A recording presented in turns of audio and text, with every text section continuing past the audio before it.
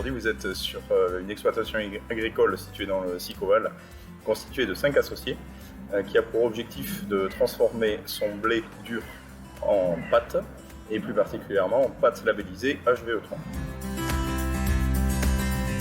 C'est le seul label qui existe aujourd'hui et qui est reconnu par la France, entre autres, et l'Europe, pour garantir une qualité alimentaire de la céréale, et surtout qui sont économiquement viables pour l'agriculteur et qui sont raisonnés pour tout ce qui est environnement.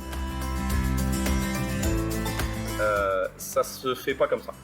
Il faut être encadré par un organisme certificateur, comme quand on passe bio par exemple. C'est un intervenant extérieur reconnu par l'État qui vient contrôler nos pratiques. Si on respecte bien des distances de sécurité par rapport à des points d'eau, par rapport à des choses qui pourraient être nuisibles pour la nature.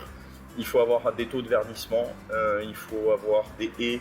On a un cahier des charges qui est très très détaillé et c'est pas forcément évident et tout le monde ne peut pas passer HVE comme ça. C'est souvent une longue transition sur plusieurs années.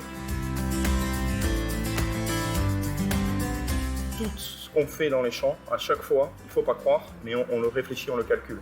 C'est combien ça va me coûter d'y aller, combien ça coûte le gars qui est dessus, s'il y a des salariés, combien ça va coûter en carburant, le taux d'usure du matériel, le coût des intrants, tout ça est calculé à l'hectare et c'est ça qui fait le choix de l'action dans un champ aujourd'hui.